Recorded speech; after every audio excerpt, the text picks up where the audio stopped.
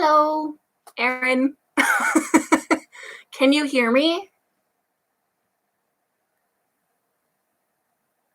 I'm hoping that you can hear me. No.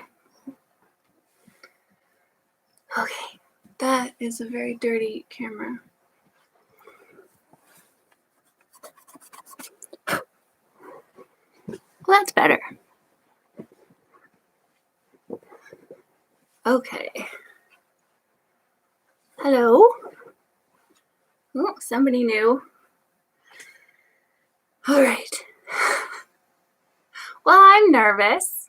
I haven't done live streaming before. I hope you can hear me. Please, if you cannot hear me, let me know. Say something. I have my tea. I have a cat. Muffin's going to help. Oh, very cute. Of course, you can't see him. Very cute helper. Maybe we'll just frame it like that so you can see him being real cute. Hi, babe. Muffin is for sure going to help me. Okay. 6 o'clock. We're going to start a little bit. Okay. So Erin said, hi, very excited for this and also hoping you can talk about grow lights and plant-related disappointment. Very curious to also know how I learned about growing with grow lights because there's no books in the library. Trial and error would be the honest answer, which probably is not the answer that you want, Erin. But I read a bunch of articles online. I watched some other people's YouTube videos, and they said to have the lights real close. The first year that I did it, I had my lights up really quite high. And I all of my plants were long and exfoliated really spindly. And then when you go to move them outside, they're just not as hardy. So they're more likely to tip over and get blown over, and they get a lot more wind stressed. So I like to try and keep the lights really close, depending on what seedlings. So peppers and tomatoes especially will reach and get really tall. Now with them, you can just chop the tops off and then they'll be bushier, which I do with my tomatoes and peppers kind of anyway. So that's not that big of a deal. But with some plants, like with lettuces, if they get really stretched out, then they're not going to make it. Or you'll plant them and they'll do this weird little foot thing where they'll come out of the ground and go down and build a platform of the first bit of stem, and then they'll grow a lettuce, but then they'll tip over really easily. So especially with lettuces, I try to keep it real short, keep them real stocky. And then as they grow, you gradually move the plants up. Most of my plants are on a very fancy system of rope pulleys. When do I pinch my peppers back? I wait till they've got 2 sets of true leaves. So they come out first with their seedling leaves, which, right, they just when they come out of the seed, those first 2 leaves are sort of the false leaves. And then once they've got 2 sets of real actual pepper leaves, I'll pinch the top off. Or sometimes I'll wait till 3 because really when it depends on when I have time. Then I'll pinch the tops. What else do I pinch the tops of? Oh, definitely onions. I always keep them trimmed so they're 3 inches, sometimes 4. Again, it depends on how lazy I am. Sometimes they'll get a good 6 inches and I'll cut them right back to 3 inches. Then I use those as chives. Tomatoes I'll pinch back about the same time as peppers. Both of them I find you get much healthier plants that way, and they branch off under the main stem. They'll just be much happier. He's being so cute. He's being a good boy. We're just gonna sit like this. So I'm gonna show you the seeds that I have, and then we'll go from there. I don't honestly think we're gonna get through all of these, but we're gonna start. So these are some of the things that I did plant last year. Last year was kind of a bad year for me, so even if these things didn't actually grow or didn't do all that well, I'm gonna give them another try. There are some seeds that don't work super well if they're not fresh. Scott, he would eat them all if I let him. He would eat them all. There we go. He's being a good boy. He would eat them all. If I let him, he would eat every single plant. This is Calm Muffin, and he is calm because he helped me rearrange all of the stuff in this room today. This is not what Muffin's usually like. He's usually very active. So I cheated, and I wanted him to help with my live stream, so I got him nice and tired. As I was saying. So I tried a bunch of these seeds last year. There's some things that you can plant and get a good harvest like 2 years. But for example, these are bunching onions. Onions and other alliums, typically, if you plant from seed, the seed is only really going to germinate the first year. So I'm going to give some onions that I bought last year a try. And honestly, it's really late to be starting onions. So I don't know that I will actually start any onions. But we'll talk about the onion varieties that I've tried and what I liked. And then we'll talk about what I am going to grow and the differences in my garden. So this is a few seeds that I have started last year. And then this bucket, which is full, is the bulk of my seed collection. Some of these are organized, most of them are not. So we're going to talk about veggies. I'm not really going to talk about flowers. I don't think we'll have time, but I do have some flower seeds too. Mostly they're things like calendula, which I really love, or sunflower seeds. Both of them are kind of more useful types of flowers, but I also have like a bin of just a couple flowers. So we're going to start with the veggies though. So this is how I organize my salad greens. This is my greens. So I'm going to be reorganizing these as we go. So let's see what I've got in here. So these are really handy. I bought them at the dollar store. And I have organized the tabs. It's going to be backwards for you guys, so sorry for that. But I have all the names of each different general type of greens. So we've got Asian greens, kale, pak choi, romaine lettuce, leaf lettuce, mix of lettuces, arugula, spinach, mustard, like that. So I have grown most of these before. This bright light Swiss chard is my favorite Swiss chard. I've bought it from a bunch of different places, but I really like having the different colors because I am a child. But I love growing Swiss chard. I grow it every year. I hate Swiss chard from the grocery store, but Swiss chard fresh from the garden is one of my very favorite things. So I always grow it every year. It's very easy. It's basically a lettuce, but it's like a cold season. It's quite hardy. So you can put it out even before the last frost as long as you cover it. So I will for sure be doing Swiss chard. What else have I got in here? Gala mash. I've planted, but I've never had any of this come up. So we'll try it again. I always think it's fun. Mash is also sometimes called corn salad, which I don't know why, because I've never got it to grow successfully, but that's what it's called. So what else have I got in here? Red giant mustard greens. I did actually grow some of this last year. I think it would be best done as like microgreens.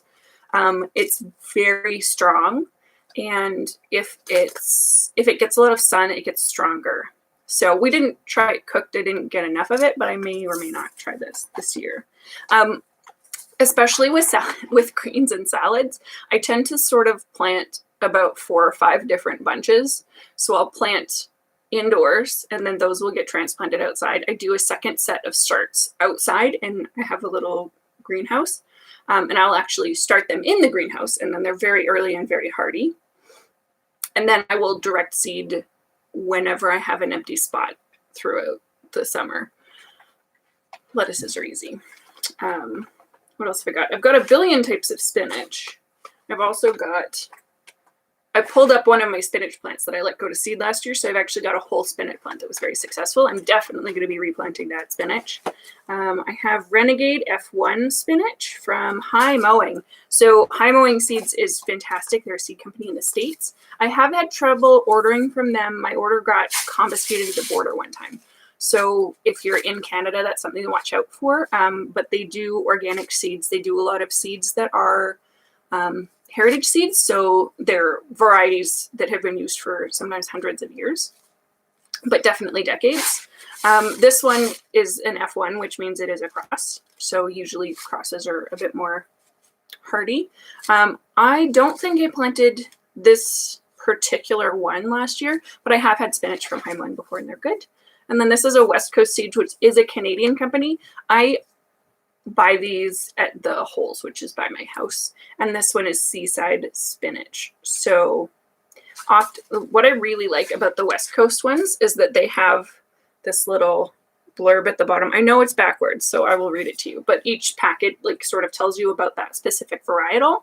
So this one is spring or fall, thick, dark green, flavorful leaves will be ready for harvest in less than a month.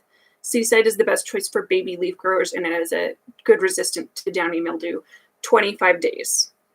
And this one is an F1 as well. So this one is also across 25 days means from planting to harvest in ideal conditions. So I always plant some spinach. Scott really likes it. Here's my spinach. What else have I got? Arugula. Renee's Garden, organic. I do like these ones. I've had good luck with some of them. It's not backwards. Good. Okay, it's showing me backwards. I'm glad you guys can see it too. Crispy. Hello. Spinach is really good for you. I don't actually like it raw. My partner Scott likes it raw, but I prefer my spinach cooked, but it is like super good for you, which is definitely why I plant a ton of it. And Scott would eat it like every day, so it's good to have lots of it. But I also like to do some arugula for salads. What else have we got that's in here?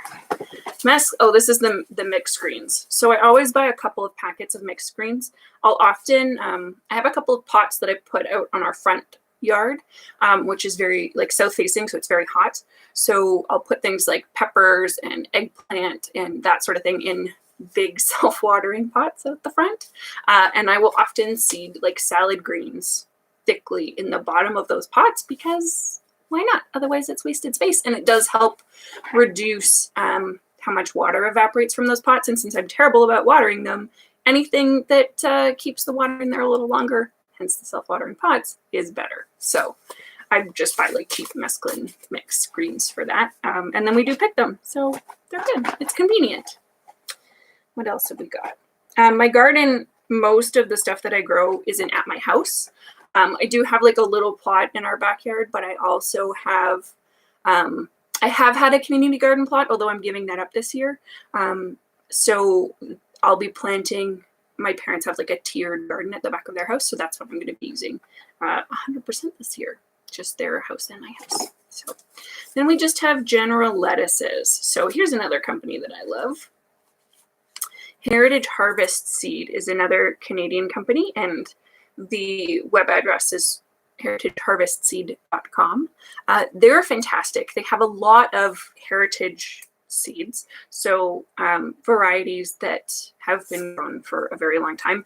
They're a Canadian specific company, which I really like because being in Canada, a lot of the seeds that are on offer from places like Heimling, while they're amazing and they're like long-lived varietals and they're a specialty, what they aren't is short season. So this one is slow bolt lettuce, which I tend to plant in the late spring or early summer. This is often when I've put in the pots in our front yard underneath the peppers. So it grows really well when it's hot. It won't bolt. A lot of the other lettuces that I start are winter lettuces, and I'll just start them early in the spring, and then they'll be ready to pick sort of June, early June. This is more of a summer season lettuce because it won't get really tall and leggy as soon as it gets hot, which a lot of the lettuces that I grow, because they're short season lettuces, because they're for cold hardy, they don't really tolerate the heat super well. So this is sort of a balance for that. I have the same problem with spinaches all the time, that they bolt. So we have a lot of this West Coast Seeds Grand Rapids lettuce, which I really like. This one is a 65 days is what it says, but I actually like to pick them a little differently. So when I'm growing lettuces, I'm not usually growing head lettuces. I like to grow leaf lettuces. And then as they grow, I'll pick the outer leaves. And then you can sort of cut and come again until the plant bolts. And then I just pull the whole thing out or let it go to seed and save some seeds. This is a mix. Oh, the Incredible Seed Company is another one that I've bought for before. This is another Canadian company. So if you're in Canada, again, Heritage Harvest, Incredible Seed Company, I would definitely highly recommend both of them. I've had amazing luck with seeds from both of those companies. This packet, I think, is a couple of years old. But it's another slow bolt, and they're great. Australian yellow leaf lettuce. This one is like a hot season lettuce. Butter crunch. I love butter crunch lettuce. It's just so good. It's definitely one of my favorites. So I definitely do that one. And then this one is just a Mackenzie. I think it's Mackenzie organic one. It's an heirloom. So prize head. I like the ones that have some red in them. So I definitely do quite a few of those. Although I don't have any at the moment, they're probably in the bin of ones that I was planting. We'll get there. And then I like to divide my lettuces into leaf lettuces and romaine lettuces. So I have a few. I really like the baby romaine lettuces. Renee's Garden has a couple of different varieties of them, some that are red, some that are green, some that are speckled, a bunch of different leaf shapes. But I really like the baby romaine because they mature a lot faster. And here that really does matter. So this packet in particular is Ruby Gem. And it is usually on here somewhere, it will say days to harvest 50 to 55. So that's still a pretty short season lettuce. And again, like I would probably be harvesting this when it was much smaller than that. So I'm probably going to be harvesting about 30 days, depending on the season when I plant it. And then I have this Spretneck lettuce, which I purchased last year from High Mowing. And this is a cool season one. So I will probably be starting this sometime this week. I'm going to start some lettuce seeds for sure. And then I just have some plain organic romaine. I can't resist lettuce, even if I know that I have lettuce seeds at home. So I buy more. Pak choy or bok choy. I have toy choy and dwarf white stem. Both of these are from West Coast Seeds. I really like that they keep so many different varieties of different things. Some seed companies, especially like smaller Canadian ones, only do like one variety of spinach and one variety of bok choy if they have any. So I really like that they have different options. Often the dwarf varieties or smaller varieties are going to be faster because they don't need to get as big, obviously. So what does this one say? Seed life 3 years. That's a handy thing to have on the packet, but I don't think it says, I don't think it has a harvest date on this one. Oh, 30 to 50 days. So it depends on how big when you pick it, basically. Okay, kale. I only have one kind of kale left because I planted so much last year. I had bad luck with kale. None of it came up. So that was just a bad growing year. This one is Lusitano, whatever you say. So this is sort of that black, darker kale. This is the one that's got legs. Erin says, am I starting lettuce inside next week? Yes. I usually would not start it this early. The lettuce that I'll start inside will probably not be for going outside. It will probably be to eat for us as baby lettuce. So a tip if you're doing homegrown lettuce to eat inside that I really like is to scatter a little bit of some herbs in with your lettuce seeds. So I like to grow, if I'm growing inside just for us to eat, not for planting out. If you're planting out, this is a big pain in the butt, but I like to use like just a square tray and I'll fill it with dirt. And then I'll put the seeds on top and a little bit more dirt, and I like to bottom water those. So I mix a couple of like herb seeds in, like things like cilantro or mint that are like just as quick growing as the lettuces. Celery is pretty nice, although celery grows really slow. So it's already too late to start celery if you live where I live. But having that little bit of kick in your salad is really nice and very fresh. I really like cilantro, so I would do that. But I've done mint too. It's very, very nice, something fresh. And then the last of the greens that I have in this pack is Asian greens. So I have vitamin green Asian greens, which is from High Mowing. And then I have tatsoi, which I'm for sure going to try this year. I didn't try it last year at all, but I'm going to try tatsoi.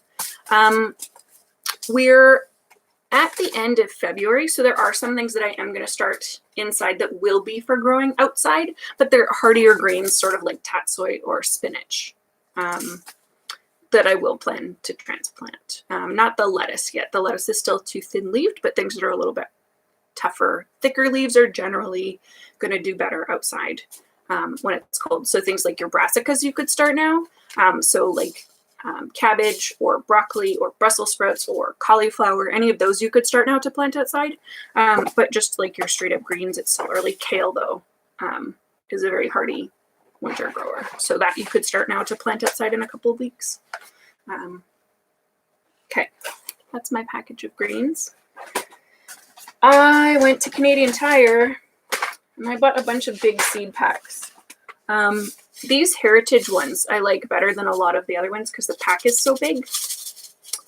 So I got red cord Danvers carrots and another carrot. I'm not seeing them. Oh well, I'm sure they'll turn up.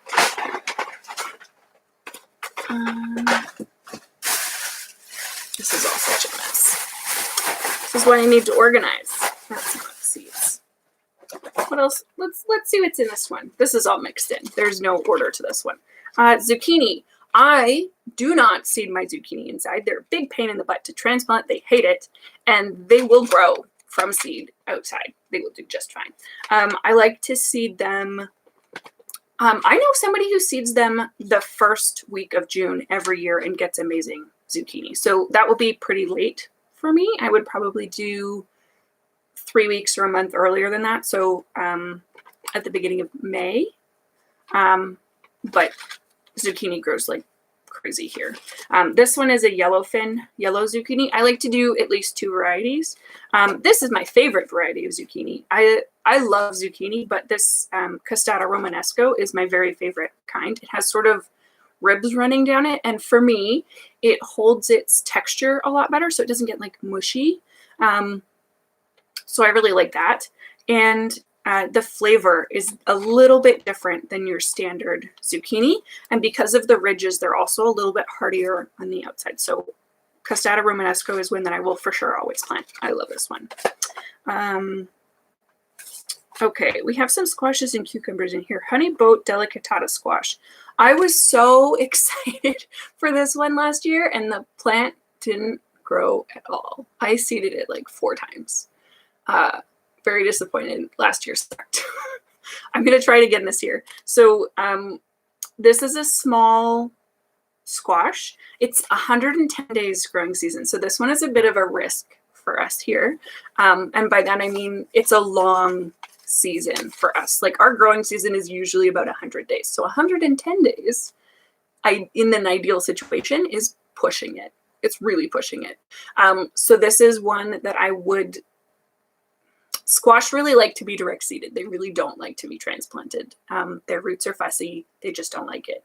So I would probably do both. I would probably start 2 in one pot, and then I'd transplant them. And then when I planted them out, which you do after your last frost, so early June here, I would cover and I would add 2 seeds. Hedge your bets, people. Hedge your bets if you live where I live.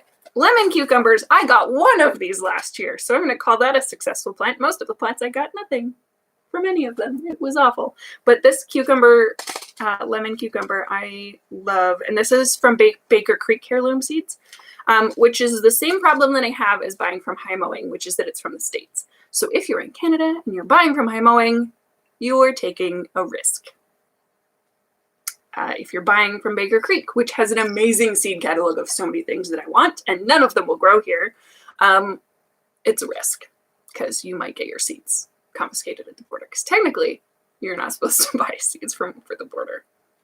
So try it if you want to risk it. They're hard. Some of the things that I buy that way are things that are hard to find here. I'm not going to be buying like corn and lettuce from Baker Creek or Heritage Harvest, despite the fact that I have them. Last year was rubbish. It was brutal for landscaping. It was terrible. It was terrible. The only things that I grew were lettuce and spinach and zucchini, and my potatoes did like crazy good. So, but everything else, sucked. So starting again, fresh year. Yeah, so these lemon cucumber ones are, I'm going to try them again. We're hoping. I bought these. So this is an Armenian cucumber. I bought these on the recommendation of, shoot, what's her name? She's a Canadian gardener. She's written a bunch of books.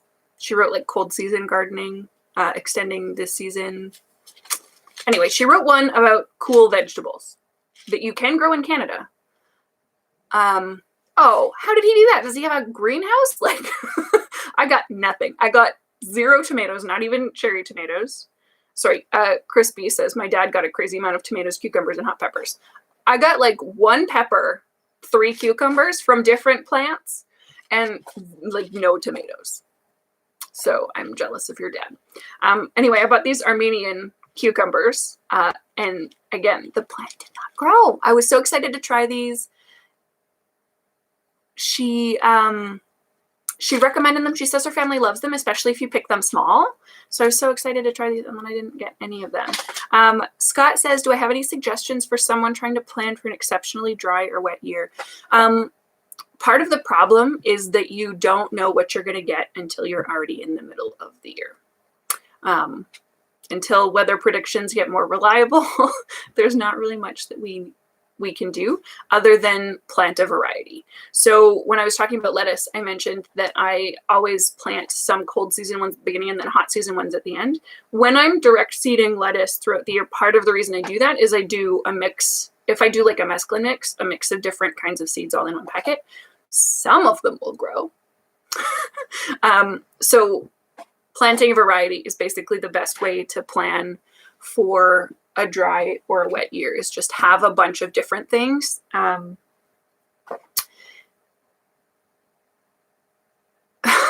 Oh, he bought pots at Hulls and they produced all summer long into September. They start everything very early. So this is the other thing that you can do, is give yourself a real long head start, which at this point, it is already too late. Let me be clear.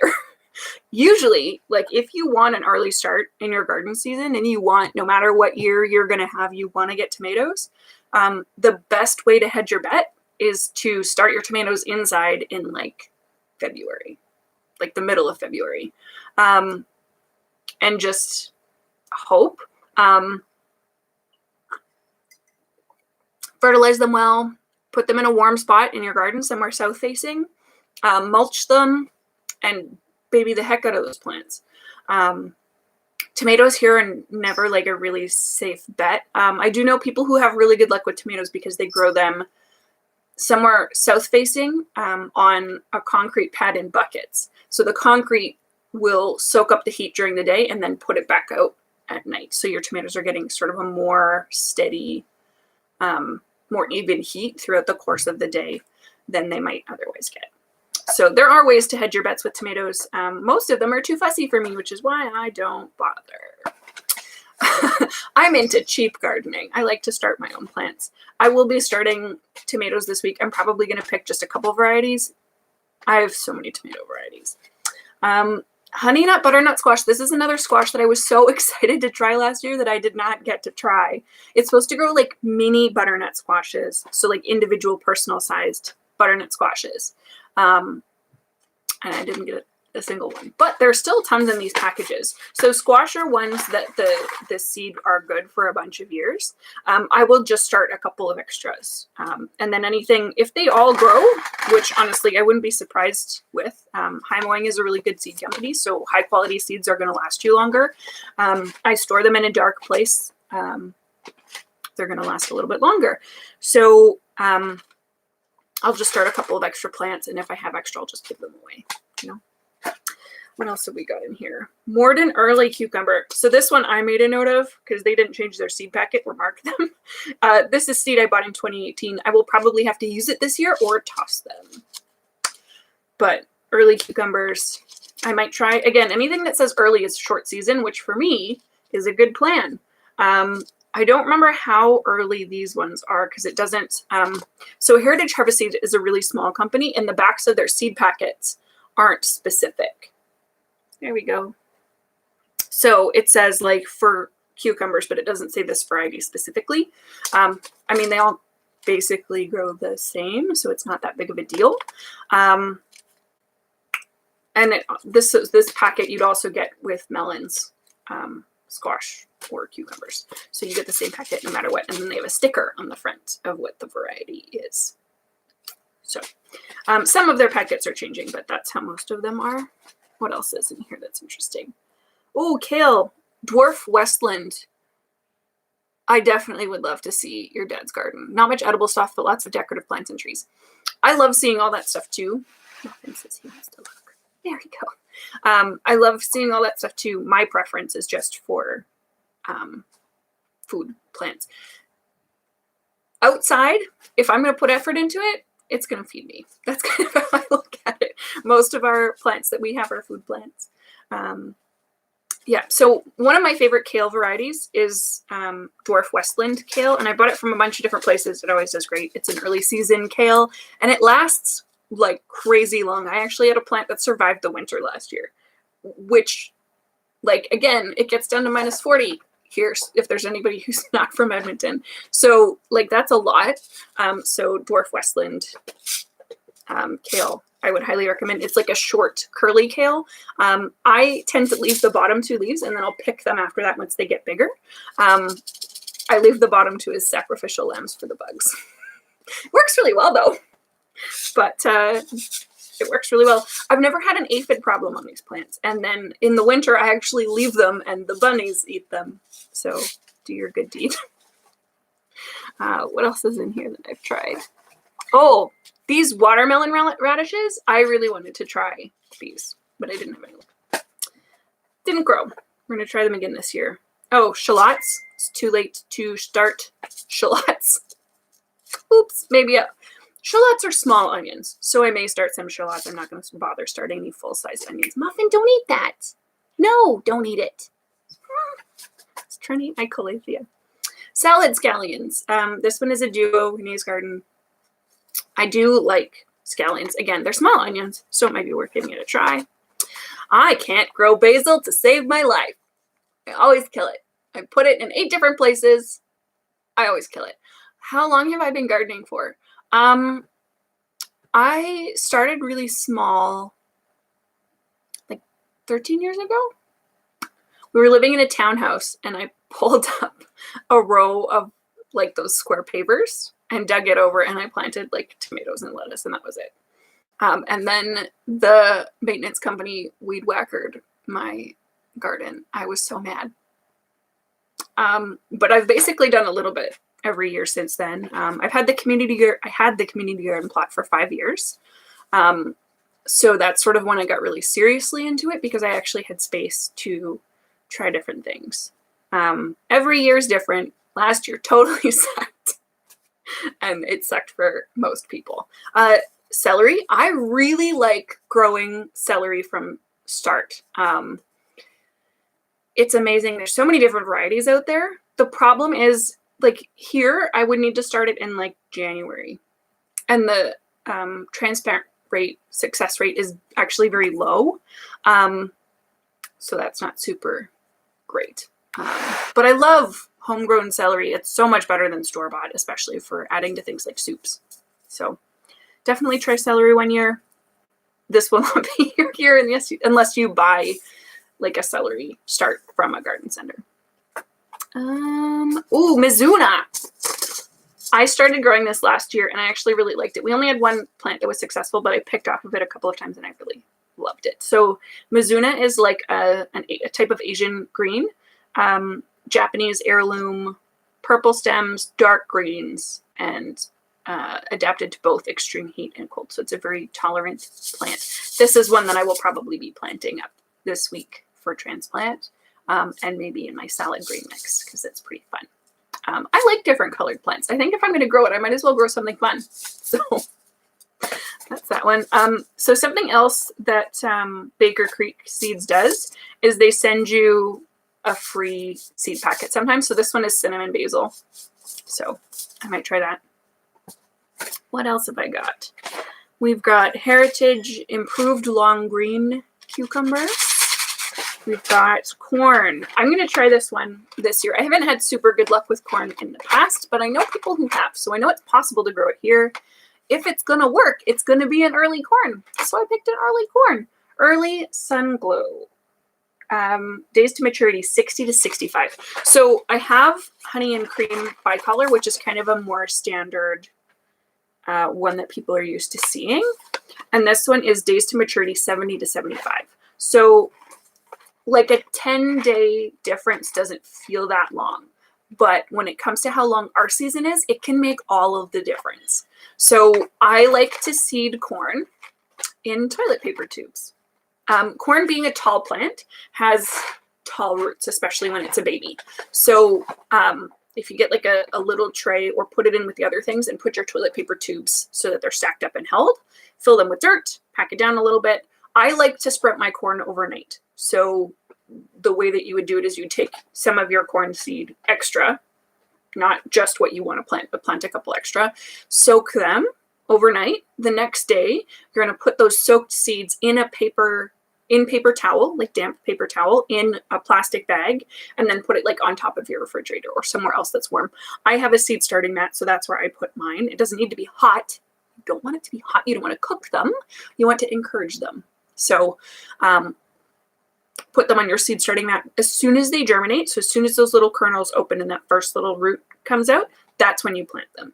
So you dampen your soil in your toilet paper tubes. You poke your little corn, like the depth of your first finger knuckle in, and then you cover them up and then they'll grow. And then you can just unspiral the toilet paper tube and plant that plug directly in the garden. You want to plant corn in blocks, so like a block of 9 instead of in rows. They will pollinate each other far better if they're in a block instead of in a row. Corn doesn't grow super well here, but like I said, I do know people who get enough to do a barbecue or two with corn throughout the summer, and that's kind of what I would want. So, okay, you're sitting on the seeds, handsome. Beets. We have Cindrilica beets here. I bought Cindrilica beets a couple of times, and I really like them. Last year, so did the voles. I got none. Second year in a row. Very mad. Cindrilica beets are very convenient because they grow in a cylinder. So instead of like your normal like roll fat beets, they grow like a sort of a more even profile, which is convenient because if you want to can them for pickled beets, for example, which I love, your beets are already the right shape. So instead of having to cut some of them in half and end up with all wonky shapes of your beets, you can just slice them and they'll be fairly even. So they also taste really good. And these ones are 45 to 65 days. Beets are pretty standard. Like you can seed them even before our last frosting. They'll be very cold tolerant. So I never really worried about not getting beets except for the voles. Voles are jerks. So, all right, let's get into this mess bin. Oh, good Lord. Oh, strawberry spinach. I keep wanting to try this. Has anybody ever tried strawberry spinach? I have not. The packet isn't open. I bought it last year. But this is a really interesting one because you can eat both the leaves, but these little like bumpy things are the berries, and they're supposed to be like yummy berries. Like, I don't know. They look so weird to me. Too late to indoor plant corn. Actually, no, it's too early. You don't want to put your corn outside until after the last frost, so like early June. And they don't want to be inside for very long. They get tall fast. So I wouldn't even start to plant them until another month, at least, maybe longer. And I do know people who direct seed them in the garden, like who do this sprouting. Like you soak them overnight and then you sprout them in the house and then they plant them directly outside. You don't even start them inside. So it's not time to plant corn yet. Not late at all. So definitely try it. It's fun. They get real big. They do not get as big as in the movies. Our corn here like is not usually going to get like 6 feet tall unless you plant it somewhere south facing and also like with concrete on 3 sides, which is a hard spot to find. But it needs a lot of sun. It needs a lot of heat. So our corn here tends to get more like 4 to 6 feet. It's often as tall as I am. What else do I have in here? Beans. So I don't actually like dried beans, but I do really like green beans muffin. Okay. I do really like bush beans or green beans.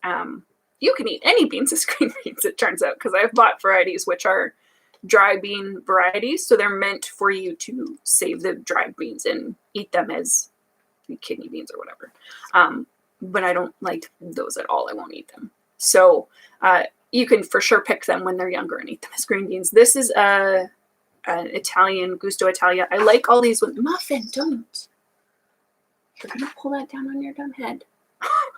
I really like trying different varieties of beans because I think having different colors is fun. If I'm going to grow different stuff, having different colors is fun. So I didn't actually get to grow these ones. I don't think they germinated, but there's a few in here. And I'll probably give them a try this year. What else is in here? Asian greens, basil.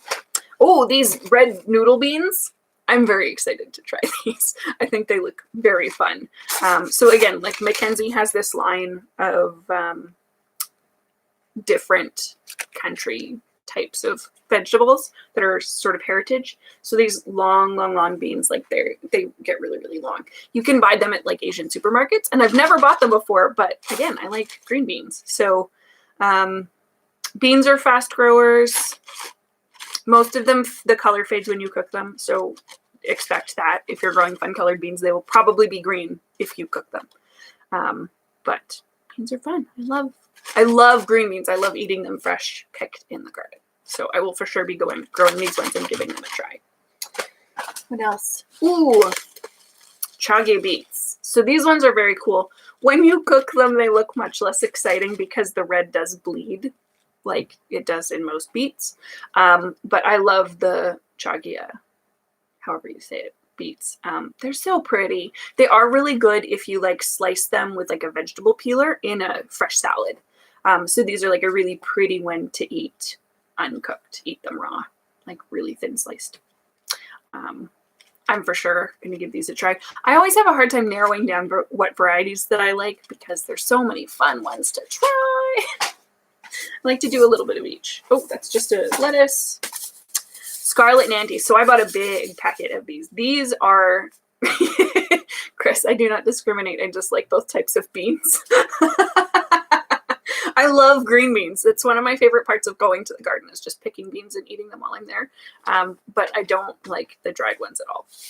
So Scarlet Nantes are my favorite variety of carrot. I love them. They're absolutely fantastic. I did buy some of the Danvers ones. I like to plant, if it's a vegetable that I really like, I like to plant at least 2 varieties as a safety net. So Scott asked earlier about planning for a wet or a dry year. Planting 2 varieties of anything that you really like is a good way that hopefully at least one of them will take. Different types of veggies have different characteristics. So for example, these red cord Danvers, so if you see on the seed packet, like they're a more pointed kind of a carrot. And then these Nantes ones have like a little blunt end. So that's one way that these are different. But the red cord Danvers ones are tender, sweet, crisp. And then these ones are planted early, theoretically. Carrots, I don't do great with carrots, but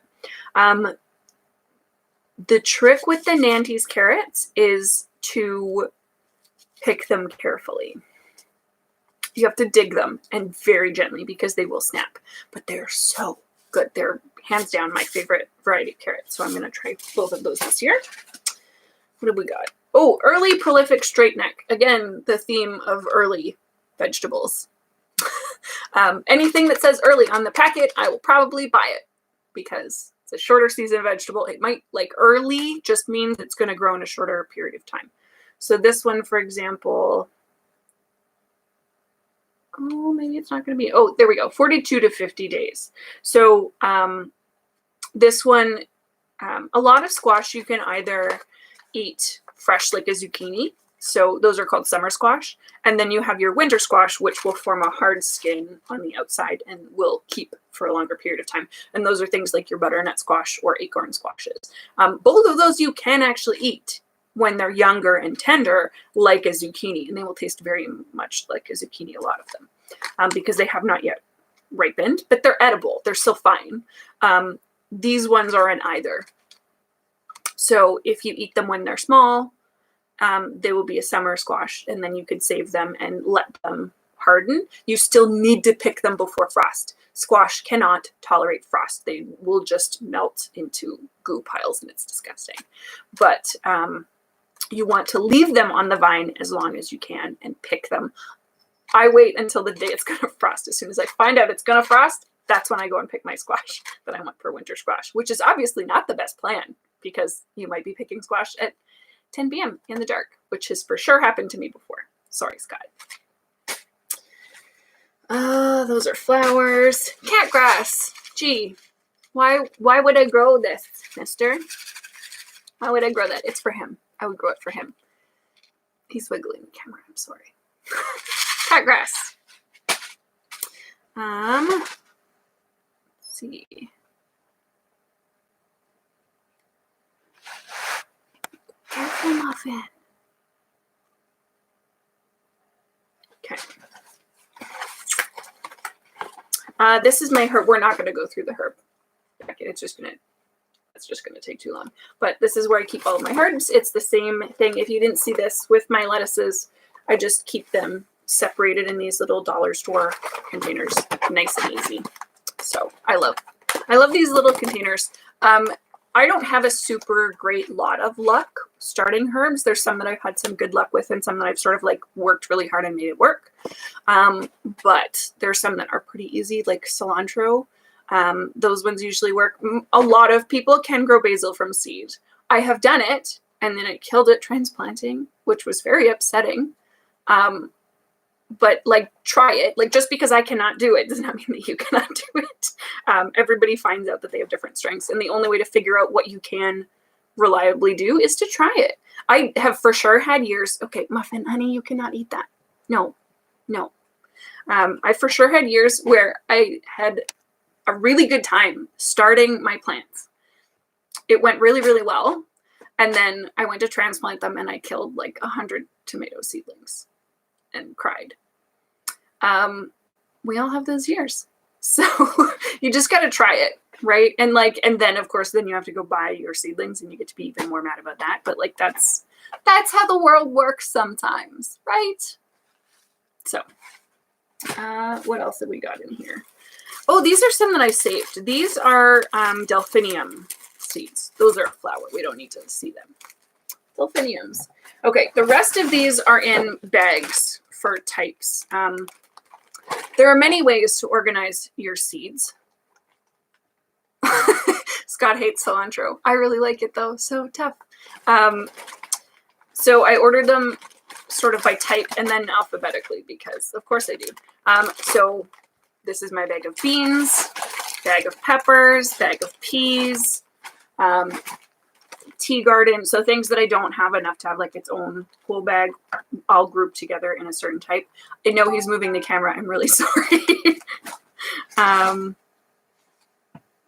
What else have I got? Oh, more lettuces. Surprise. This actually might just be, sometimes I will make a random bag to take to a garden of things that I want to see. Yeah, that's for sure what this is. Okay. So these are things that I've grown. These are flowers. I'm gonna put them in that bag. And then these are things that I for sure tried. This is something that I keep trying, and I try every year. I got a melon one year, so I will call it a win. I want to grow melons so badly. Only your fourth summer. You're doing great for like your fourth summer, Erin. I don't know what you're talking about. It's a slow learning process, and every year is so different that like just blame it on the season. Just blame it. We had a bad year this year. Everybody said so. No one will second guess you. It is the reality. First kiss melons. These are supposed to be a short season melon. 71 days, a cantaloupe sort of type of melon. I might give it a try them again. Melons, like squash, do not like to be transplanted, which is kind of a problem in our season because 71 days is still pretty long, but who knows? Maybe it will work. We'll try them again. Lettuces, unsurprisingly. Always tons of lettuce. Tokyo Bacana Asian greens. So these are similar to lettuce, but they're a little bit thicker. You can cook them, or you can eat them when they're young as like a tender salad green. I'm so interested to try this Tokyo Bacana. I bought it and I seeded it and none of them came up. We're going to try it again this year. So it is in the brassica family, so it is a sort of a cabbagey thing. 21 days to baby size, 40 days to full sized. I'm for sure going to try this again. Pole beans. So I do have a favorite type of beans. They are dragon's tongue beans. I probably don't have any packages of them because I love them so much that I seed them all. I like them because so with a lot of beans, there's a very short harvesting window. So the bean plants will grow, they will flower, and then they start putting out beans. They get really small, they get big, and then they immediately get too tough for green bean eating, which for me is a problem because I don't want to eat them as dried beans. The dragon's tongue beans stay green bean edible, so tender, for a much longer period of time than a lot of other kinds of beans do. They're also very pretty, like white with purple speckles on them, and I'm a sucker for purple, so I also love them because of that. And they taste fantastic. They are so good. Those are my favorite variety of beans. If you ever see a little packet to purchase, 100% do it. I love them. The only thing that I don't love about them is that they're a bush bean and not a pole bean. I really prefer pole beans because they're going to grow tall, which means that in your garden they're going to take up less space, whereas bush beans you need to have a wide plot instead of an up area to put them. This is a Seychelles pole bean. Stringless, flavorful pods on vigorous plants. So these ones are a 60-day pole bean. I don't think I grew these ones last year, but bean seeds are ones that are fine for years and years and years and years. I know people who've grown beans from seed that are like 30 years old. Like, unless they've literally rotted, I would still try it. What else have I got in my bag? White beets. Avalanche. So there are some beets that are specifically grown to feed to livestock. That's not what these are. These are a white beet that you're supposed to eat either raw or cooked. And they're a 50-day beet. I did seed some of them, but again, with beets, I didn't get any last year because the voles ate them all. So I'll try those again this year. More Cindrilica beets. Again, I really liked them the one year that I got to try them. Summer bib lettuce. See, this is a lettuce that I really, really like. This one is a head lettuce, which I'm not usually a fan of, but these ones are so cute and they're like green with little splashes. Very cute. Rainbow kale. I did seed it. I don't think I got a super ton of them though. Why are you buzzing? I'm gonna make you stop buzzing. Sorry, folks. One sec. We're just gonna mute that. There we go. Quieter now. I have a bunch of these little seed packets. This one is from a company, which is Prairie Garden Seeds, which is in Humboldt, Saskatchewan. I've gone to the seed swap the last 5 or 6 years. It was canceled this year. It was supposed to be last weekend. But going to the seed swap is a good place to get lots of good local seeds to use. So wherever you live, look up the seed swaps. I mean, obviously not this year, but maybe next year, try for a seed swap. A lot of them have like talks from people who have grown locally for a long time. So they'll have like really good tips that are local to the area that you live in, which like if we're talking about getting gardening experience, that's the sort of person you need to be talking to. So Nikki Jabbour is a Canadian author who was the one who recommended those Armenian cucumbers. She lives out in northern Ontario. So her, technically her zone is very similar to mine, but there are some crucial differences, which is that even though it gets really cold where she lives, her actual growing season is quite a bit longer because I am further north than her by quite a bit. So as much as like she does have good advice, the reality is that there are some things that she will be able to grow in her garden that I will not be able to grow very well in my garden. So if you're looking for people to talk to about gardening, try to find somebody who lives close to where you live. So if you live in the Edmonton area, hit me up. I'm going to talk about my gardening this year. But this is a type of romaine lettuce, which is Forellenschluss. So a lot of the seeds that you get at local seed swaps and things like that are going to be varieties that were brought from wherever that person's family came from. So this is in Humboldt, Saskatchewan, which has, I would guess, a German population. But here you'll get like Ukrainian varieties, you get Irish varieties. There's a lot of Ukrainian people in Edmonton. There's a lot of that. So you'll get these really cool varieties of vegetables that people's families have been growing for like sometimes hundreds of years, or they just don't know how long. And then when their parents or grandparents or whatever immigrated to Canada and settled in the prairies, they kept growing those same varieties of things. So now those varieties are the ones that have survived here locally, growing in other people's small gardens. Those are the varieties that you want. Like even buying from like Mackenzie Seeds, like a really big seed company, buying those seeds is still, it's going to depend. Irish varieties, she needs cabbage and potatoes. I mean, yes, like mostly potatoes for sure. But buying from a big company like that, like those seeds are optimized to sort of work the best in a wide variety of places, but that doesn't necessarily mean that your place fits within their range. So if you have the option to do so, buying seeds that have been grown from plants locally is always the best option. That's the way that you're going to have the most successful whatever vegetable, potatoes and everything.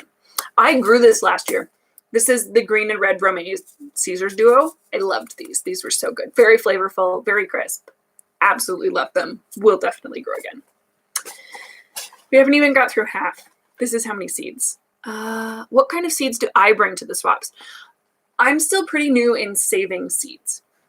So I have brought spinach, which is very easy to save seed from. I've brought beans, which again are very easy to save the seed from.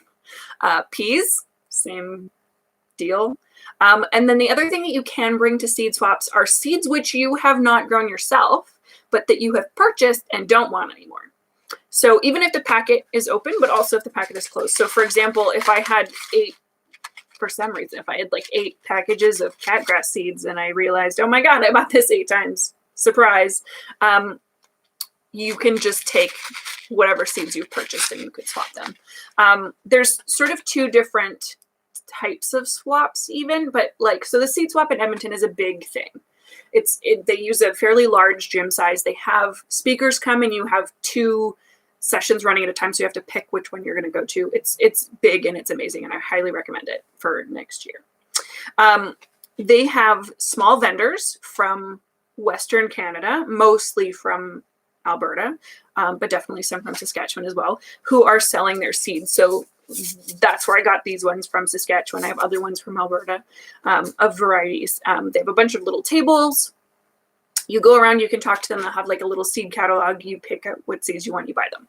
Then they also have an area where they have like books and seeds that you can swap. So how they run that, which is not how everybody runs that, is you bring your seeds, whatever they might be, whether it's this or something that I have grown myself.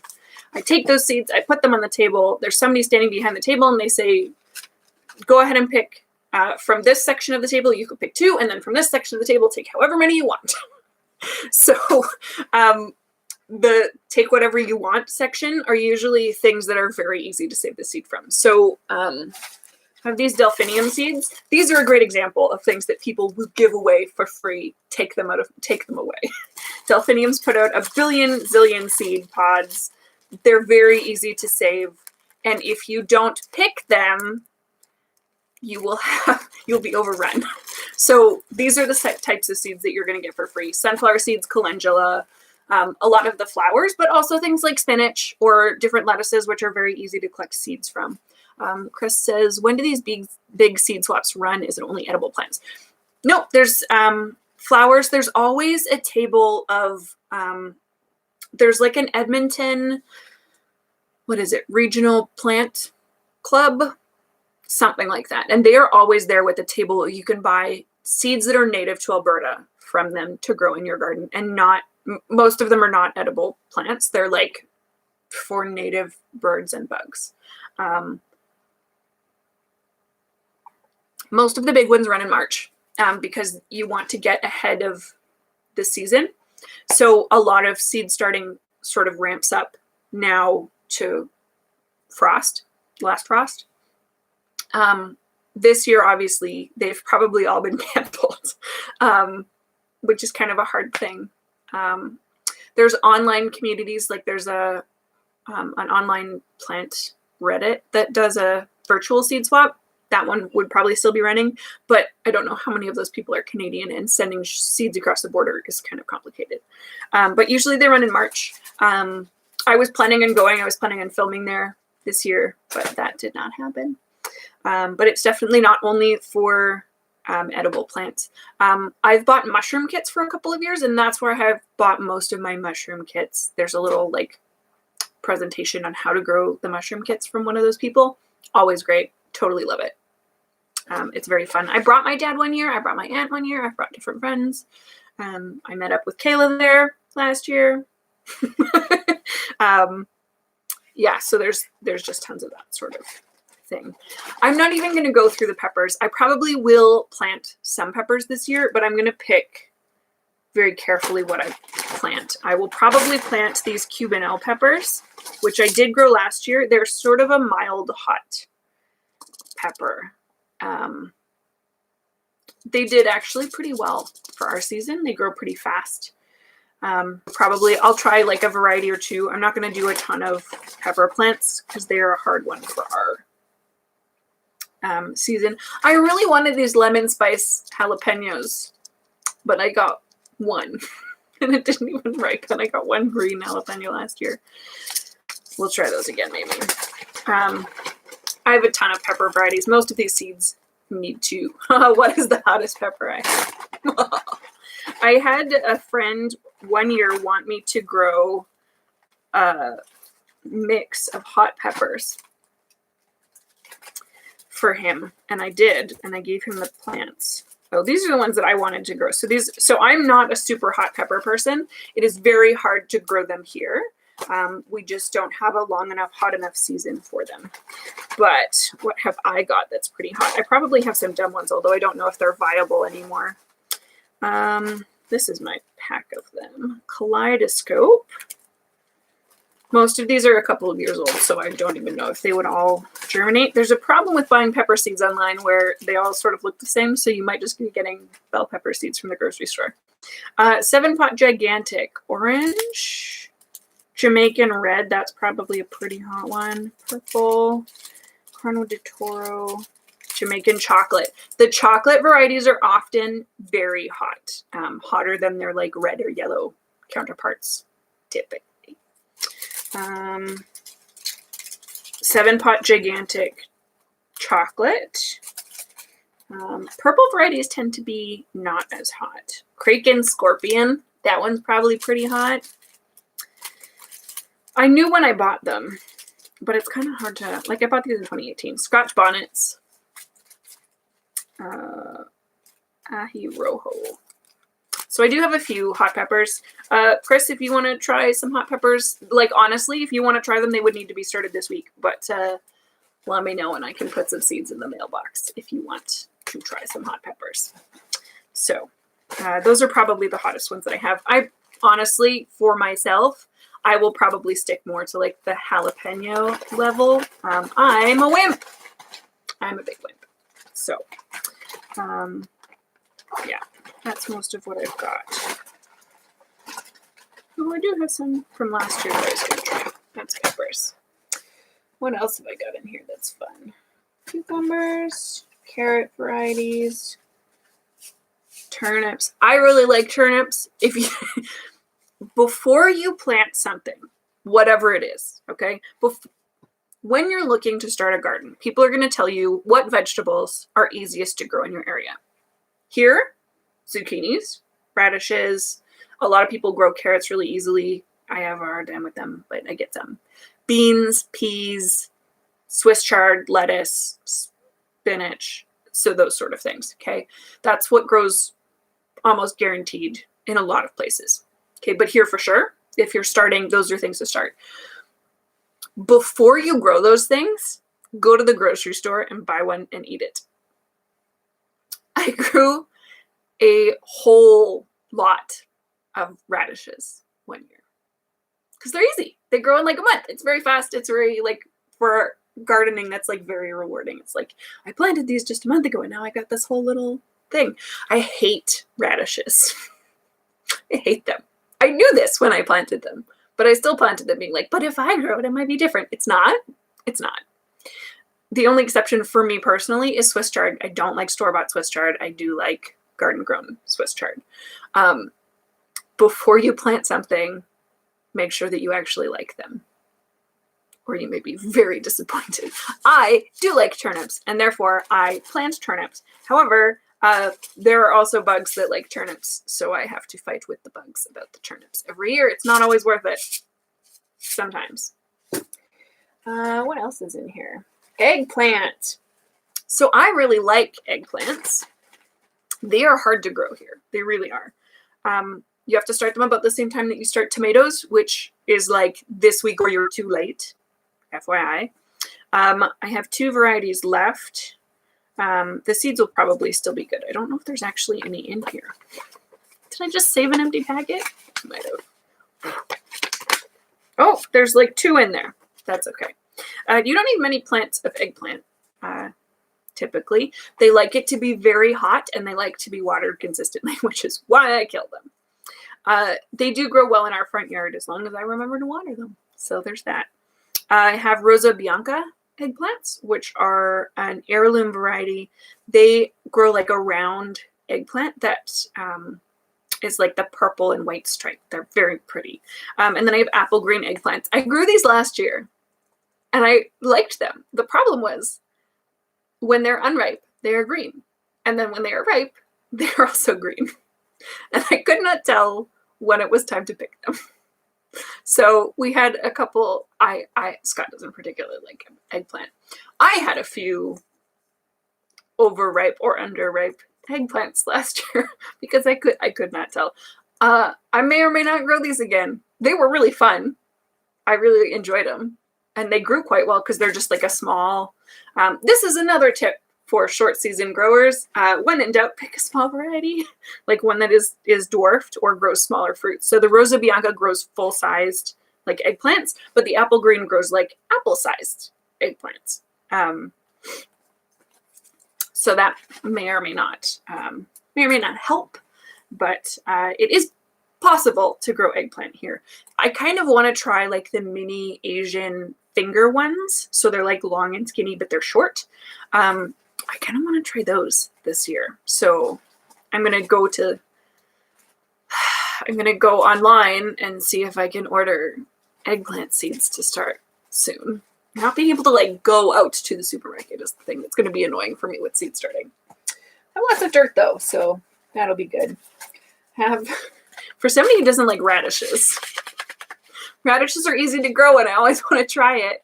I really, really, really actually do like these. So this is the downside of buying some Asian vegetables. I went and I bought these at T&T last year. Those are radishes. Doesn't say what kind. It doesn't say how long until they're ripe. These are guessing radishes.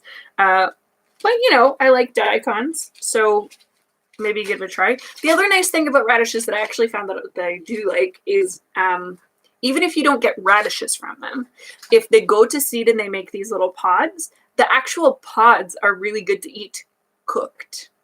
Raw, they are very potenty peppery. They have the same like horseradishy sort of kick, which I mean is pretty fun anyway, but cooked, they're actually very sweet. And I really liked those. So I will probably keep growing radishes, even though I don't actually like the radish part of most of them. But I keep trying. I always want like fun radishes, like the watermelon ones. I've got some of those seeds in there too. A bunch of varieties of onions that it's too late to start. Oops. I mean, I guess I'll tell you about them anyway. So a lot of people do not start their onions from seed. And I get why. It is a labor of love. I should probably just throw these all out because onion seed is not great seed anyway. So this is not on the people that can you grow horseradish? Yes, it's not the same as regular radish. You have to get a plant start. So some of the stores will carry little plants, but the better thing to do is go on Kijiji and post an ad. Somebody will have it and they will want to get rid of a chunk of it. Horseradish is one of those things that grows like crazy.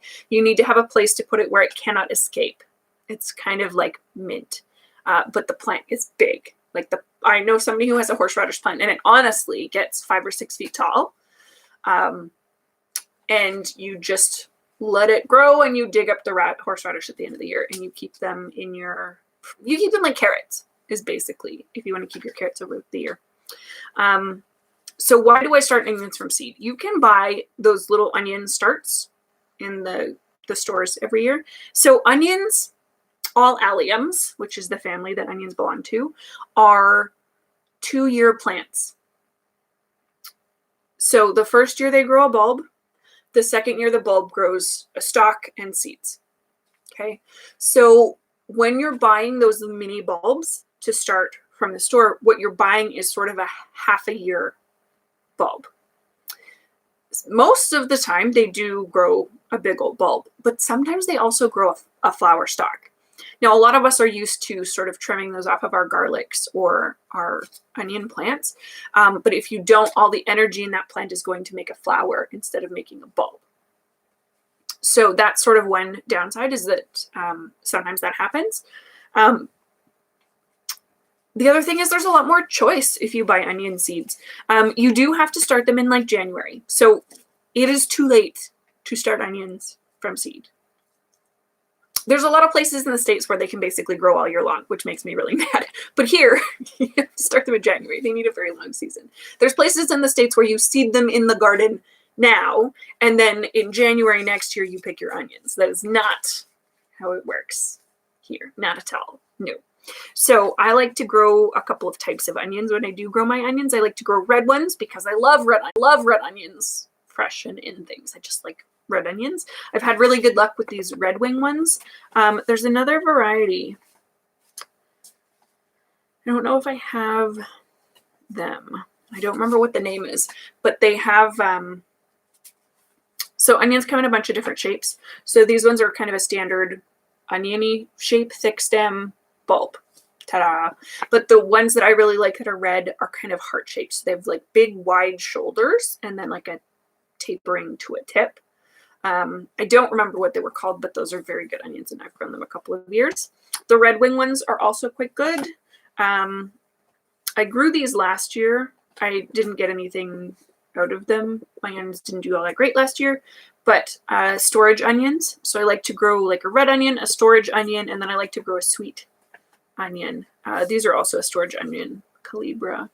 I've had good luck with both of these varieties. They're longer keepers, which is kind of what I want. Cortland, red carpet, conserve shallots. So anyway, it's too late to plant onions this year, so I won't be planting those. What else is in here? Those are all flowers. Look, more random seed packets. Okay, what are these? Oh, these are ones that I saved.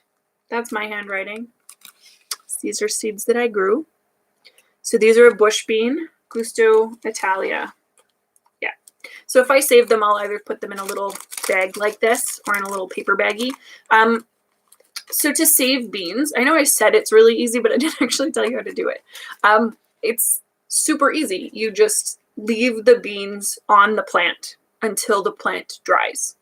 The beans will dry and they'll like rattle. Like if it's windy, they'll like all rattle. That's when you pull them off and you just take those dried beans and you want to put them. This is a plastic bag. I do not recommend a plastic bag, but like the little paper bags that I've shown work really good. Envelopes work great. Anything like that that's breathable, you just put it in, label it. Don't forget to label what year you grew them. That's just the best plan. Even though, again, I did not do that. These are from last year, I think, or maybe the year before. But you label them with the year so that you know how old those seeds are, especially if it's something like onions or peppers or tomatoes, which the seed doesn't last a super long time. But beans and peas, you save the same way. So just leave them on the plant, let them fully dry on the plant so they're fully mature, pull them off, and then label them at home. So that's how you would save your bean seeds. What else have we got in here? Another kind of bok choy, which I want to try. Snow peas. I always love peas. I do have a couple varieties of peas. I haven't really talked about them very much. Where did all my peas go? Here we go. Homesteader peas. So I do really like homesteader peas. I like to grow two types of peas. I like to grow peas for shelling, and then I like to grow peas for fresh eating also. Homesteader are primarily one for shelling, and then you would freeze the individual peas. I do really like those.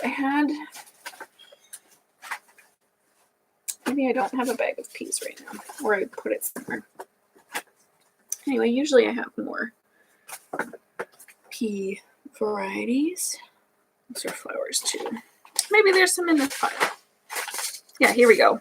Snow peas. Those are like the fresh eating peas. Oh, Erin said bye. Bye, Erin. I missed it. Snow peas. I definitely like to eat those. Again, plant what you like to eat, right? Chinese cabbage. I will probably try to grow some of this year. Radish watermelons. Those are flowers. Ooh, small sugar pumpkins. I like to grow small things, but these are for making pumpkin pie. That's what these are for. Radishes that I won't eat. Don't know why I bought them. Early peppers. So these are the peppers that I was actually going to plant this year. Early California peppers. Oh, kohlrabi. I love kohlrabi. Okay. I still have a zillion seeds. I will have to go through and actually organize them at some point. Oh, that's my kohlrabi and cabbage bin. Oh, look, there's more beans. I've grown these a couple of times too. Tricolor pole beans. Again, growing different colors of things because more beans. I've grown these a couple of times too. Tricolor pole beans. Again, growing different colors of things because it's fun. So those are all great. All right. Well, I think that's sort of an overview of pretty much everything that I have. I am going to try and save this video so that you can watch it after the live stream ends. But thank you everybody who watched. Thank you for hanging out with me and looking at the seeds that I have and chatting about them. Thanks. I'll see you next time. Bye.